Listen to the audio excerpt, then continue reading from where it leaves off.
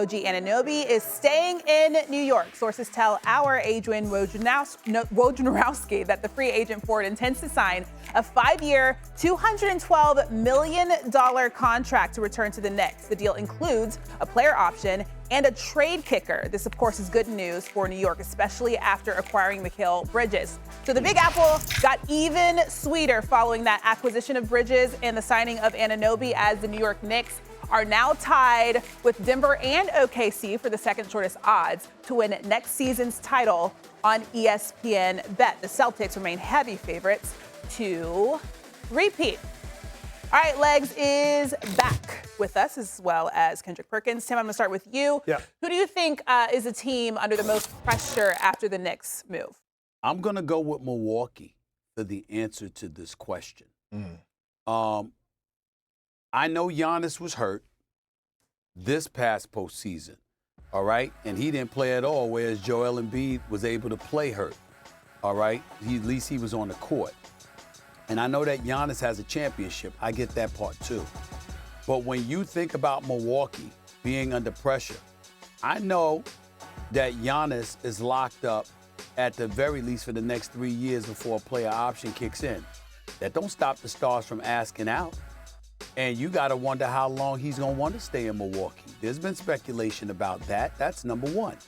Number two, all right, coexistence of Damian Lillard and Giannis. That matters too. Number three, you're going to build this roster because you got a superstar, Giannis Antetokounmpo, that's highly competitive, that's a rough rider, that ain't trying to settle. He wants to win.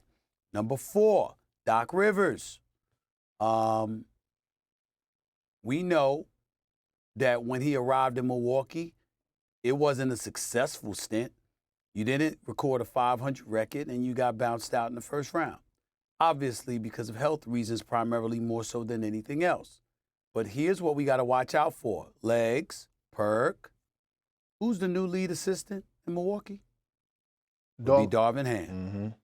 A guy we all felt didn't deserve to get knocked out of the box by the Lakers as their head coach. He's brought back to Milwaukee. He's got great relationships there. If Doc Rivers ain't producing, if Doc Rivers is struggling, they're going to look to make a change. He's not there by accident. Yeah, he could be there to be that lead assistant. He certainly ain't trying to undermine nobody. But at the end of the day, we know how this business works. And so Doc has something to prove, and Doc has to make sure that he provides himself some job security. And the roster has to be improved because you want to make sure that Giannis doesn't want to ask out. I think Milwaukee is a team that qualifies with this particular question. I think it's fair. Look, I want to see if you guys agree with this because I felt like this when Milwaukee won the championship with Giannis, when Denver won it with Jokic. Both situations to me felt like these are more than one championship type situations. But yet here we are with Milwaukee. We're trying to figure out if they can get back there. They clearly wanted to by going and acquiring Damian Lillard. But there are a lot of questions about that team that we all felt last year, second half of the year. Doc Rivers didn't really have the impact in certain areas that we were waiting to see. So now I agree, Stephen A. There's a lot of pressure on that situation, too. A lot of pressure on Doc Rivers, a lot of pressure on Giannis to try to get back to the mountaintop, particularly now since they've won the championship. What's happened? The Boston Celtics have ascended as clearly the top team, not just in the East, but the top team in basketball. But if you're Milwaukee, what moves do you make? Because, look, I've been a huge fan of Chris Middleton. I gave him a nickname, Money Making Middleton, because when they went on that run to win the NBA championship, one could argue, he was right there toe-to-toe. Who was the Batman? Who was the Robin of the team? Because Money-Making Middleton was doing special things in the fourth quarter. But injury set him back. He looks old. And in today's game, the most important position in the NBA, in my opinion, when you're trying to win the NBA championship, is the wing position. We saw it with the Denver Nuggets, right? They don't win a championship. As great as Jokic and Murray were, you don't win a championship without Aaron Gordon. We saw it with the Boston Celtics. They're loaded with wings, athletic wings, two-way players. Hell, Jaylen Brown was arguably the best player in the postseason because of what he provided on both ends of the floor.